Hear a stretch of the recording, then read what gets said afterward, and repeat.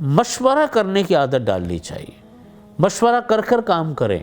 اس کام میں اللہ رب العزت نے بڑی برکت رکھی ہے۔ قرآن کریم میں اللہ رب العزت نے فرمایا کہ وَشَاوِرْهُمْ فِي الْأَمْرِ، اپنے معاملات کے اندر مشورہ کیا کرو۔ اور قرآن کریم میں فرمایا وَأَمْرُهُمْ شُورَىٰ بَيْنَهُمْ، کہ ان لوگوں کے کام آپس میں باہمی مشاورت سے ہوتے تھے۔ تو جہاں نقصان ہوتا ہے وہ ہوتا ہے خودرائی کی بنیاد پر، اپنی رائے کو اپنانا، اپنی رائے کو بڑا سمجھنا، اپنی بات کو اوپر رکھنا۔ یہ بہت سارے لوگوں میں یہ مرض پیدا ہو جاتا ہے کہ جی ہم نے تو یہ کہا تھا، ہماری بات نہیں سنی گئی، ہم نے یہ موقف اپنایا تھا، ہمارے موقف کو اہمیت نہیں دی گئی۔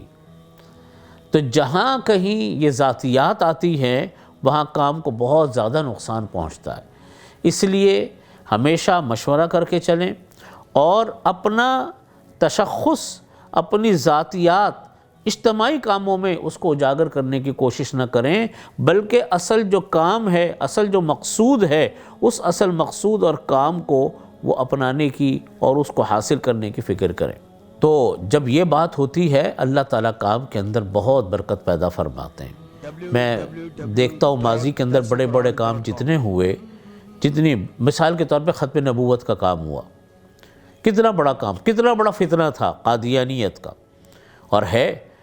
لیکن ہمارے علماء کرام نے جب اس ختم نبوت کے لیے کام شروع کیا تو آپ سب حضرات جانتے ہیں کہ ختم نبوت کے کام میں کسی ایک کو نہیں صحرا پہنایا جا سکتا کہ کسی ایک نے یہ کارنامہ انجام دیا، بلکہ سب کی ایک مشترکہ محنت تھی، تمام جماعتوں کی، تمام مسالک کی، تمام افراد کی، اور سب نے اس میں اپنا حصہ ڈالا۔ تو ایسے مشترکہ کام جب ہوں، یا جیسے اب فلسطین کا کام چل رہا ہے، تو فلسطین کے کام میں ہم اگر کوئی ریلی نکالیں، ہم کوئی اپیل کریں تاجر برادری سے، تو ہمیں ہمارا موقف مشترکہ ہو، ہم یہ کہیں کہ ہم سب مکاتب فکر کے علماء، تمام علماء اس شہر کے مل کر یہ بات کرتے ہیں، اور اگر ملکی سطح کے اوپر ہو تو بہت بڑی بات ہے۔ اس لیے ہمیں ایسے موقع کے اوپر بہت ہی خصوصی ہمیں توجہ کرنے کی ضرورت ہے کہ مسلمانوں کے مشترکہ معاملات میں ہم لوگوں کی آپس کی مشترکہ رائے آنی چاہیے۔